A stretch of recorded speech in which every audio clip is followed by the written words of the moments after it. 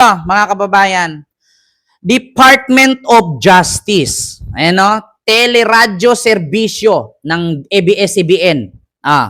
Department of Justice junks ex-President Duterte's complaint versus Abalos, Marbel, and other QOGC Red. Yung nire-read.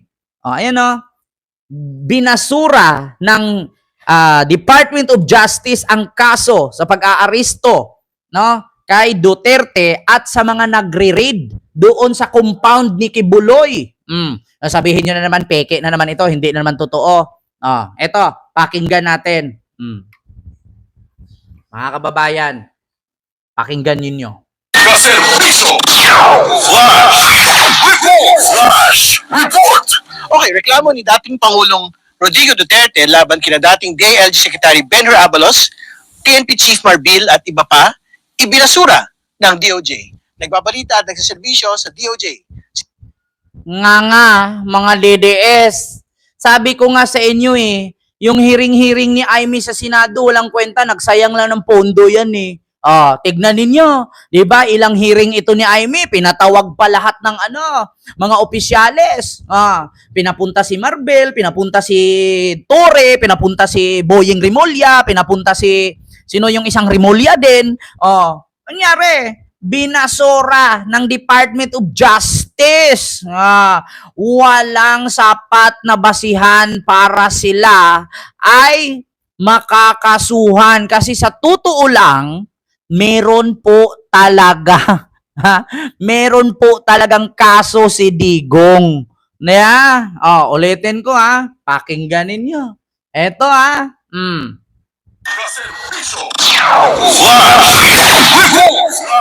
Report! Ma'am Cecil Cortez, maraming salamat sa yung 20 super sticker. Thank you so much po. Sweat $20. Thank you so much po, ma'am. And kay ma'am Red Bactad sa yung $10 super sticker. Thank you so much. Okay, kita ninyo? Kapag nagugustuhan ng tao, maraming palipad. Pero kapag fake news ka na vlogger, mamuputok na yung ugat mo sa leeg, lalaki lang yung mata mo, hahiblarin ka, wala kang palipad. Ito, tingnan nyo. May mga ebidensya tayo. Di ba, Ma'am Susan Vergara? Ma'am Lourdes? Binasura ng DOJ ang kaso na i-final nila Amy Marcos doon sa hearing sa Senado sa pagka-aresto daw kay Digong at sa pag-raid kay Kibuloy. Eto na. Good news. Okay, reklamo ni dating Pangulong Rodrigo Duterte laban kina dating DILG Secretary Benhur Abalos, PNP Chief Marbil at iba pa, ibinasura ng DOJ. Nagbabalita at nagsaserbisyo sa DOJ si Steve Raz. Hi Steve! Binasura. Ibinasura nga ng Department of Justice ang kasong kriminal na sinampa ni dating Pangulong Rodrigo Duterte laban kina dating laban kay PNP Chief Romel Marbil at dating Interior Secretary Benhur Abalos at iba pang opisyal ng Philippine National Police.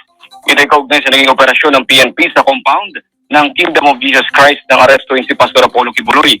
Sa 13 pahinang desisyon ng National Prosecution Service, walang nakitang ebidensya na magdidiin sa reklamong malicious mischief at violation of domicile na inihain ng dating Pangulo laban sa mga respondents na humuli kay Kibuloy.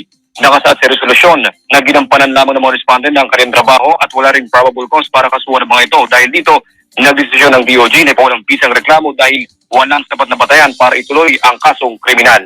Kaservisyo mo sa DOJ, Steve Raz para sa Teleradyo Serbisyo at Radyo 630. Maraming salamat, Steve!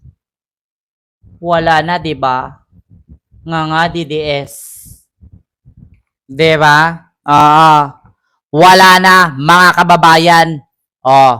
Anong masasabi ninyo ngayon? Di ba? Binasura na. Alam niyo sa totoo lang, mga kababayan. Ma'am Bit maraming salamat po sa yung 1,000 yen super sticker. Thank you so much po. And sino pa na nandito? Kay Red and kay Ma'am Cecil Cortez. Di ba? Yun, mga kababayan. Yung isinampa ni Digong, no? Kay kay Marbil at kay Benhur Abalos at yung iba pa dahil sa pag-aresto kay Kibuloy, nga. Sabi ko nga sa inyo, mga kababayan, walang nangyayari talaga. Sabi ko sa inyo, bakit? Yan naman kasing mga kinasuhan ninyo, napatunayan naman kasi talagang makasalanan si Kibuloy. At yung kay Digong, napatunayan din na si Digong may kasalanan. Bakit? Kung walang kasalanan yan si Digong, di sana matagal nang nakauwi yan. Ma'am Arlene Aralco, natawa ako manood sa iyo, always watching from Singapore. Salamat po, Ma'am Arlene. Thank you so much sa iyong super chat. Thank you so much po. Di ba? Kaya sabi ko sa inyo mga kababayan, nga kayo. Di ba? Tres Maria. Ano pangalan? Tres Marias Vlog. Miguel Love shout out po. Di ba? Ma'am Bit M, salamat po. Tuloy lang kintayaan mo yan sila, sabi ni Ma'am Edita. Ayan, mga kababayan. Klarong-klaro. Binasura ang final na kaso ni Digong. Pati yung kay Kibuloy, napag-aristo kay Kibuloy. Nga. Kawawang DDS. Sabi ko nga sa inyo, wag yun ang... Ay, naku, ayoko na mag-explain. Nagsayang lang kayo ng panahon, nagsayang lang kayo ng serbisyo sa kung anong pautot niya. Walang nangyayari. Ma'am Mary Ann Castillejo, may galab shoutout po. And kay Ma'am Dorothea Francia, dyan sa Geneva, Switzerland. May galab shoutout po. Di ba? Sir Ken, kailan ka pupunta dito sa Hong Kong? Ma'am Arlene, Sabado. Basta abangan mo lang. Basta Sabado nandyan ako. Ma'am Arlene, apelido mo Sabado. Basta Sabado nandyan ako. Mega love shoutout po si Roger Ricato and kay Ma'am Ila and kay nagsayang lang ng pera. Kaya nga Ma'am Eva. Oo, di ba? Alicia Wolf, mega love shoutout po and kay Ma'am Corazon Labog, mega love shoutout. And Manoras Food Corner, hello po dyan. Ma'am Juricel Pono, ay sir, hello po. And si Lula Ju TV, ayan, mega love shoutout po. So ito na, mga kababayan. Nagbubuhat ako ngayon. Sige po, sir. Ayan. So ito, tapos na tayo dyan, mga kababayan. Check ko lang muna. Hindi pa pala. Kaya sabi ko sa inyo, mga kababayan, binasura ng DOJ ang kaso ng mga opisyal. Katulad kay Abalos, katulad kay Marbel, at sa iba pa na sa paghuli sa compound ni Kibuloy sa sinampa din kay Duterte or ni Duterte.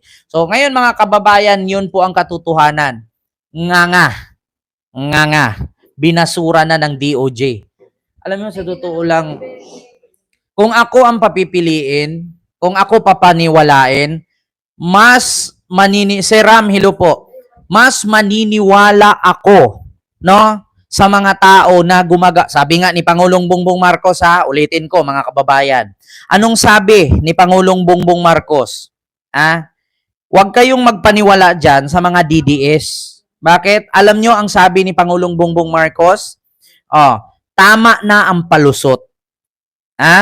Kung hindi mo kayang gampanan ang trabaho mo, may ibang handang maglingkod, hindi ito basta-bastang announcement. Ito ang katotohanan, kailangan marinig ng lahat sa gobyerno. Di ba? Hindi kayo untouchable. Grabe, pag hindi ka nakakatulong sa bayan, palitan ka. Ganito dapat ang standard. Di ba? Ganun dapat ang standard ni Pangulong Bongbong Marcos. Ganun dapat ang standard. Kapag hindi ka function sa trabaho mo, kapag walang nangyari, no, na ginagawa sa trabaho mo, Tita Marlita, hello po, dapat mag-resign ka na. Kaya aanhin mo yung pang-uuto nitong grupo ni Digong nyo, wala namang mga pinagagawa. Katulad nga, Arnel Ignacio, hindi po sila nag-resign, kusa po silang tinanggal.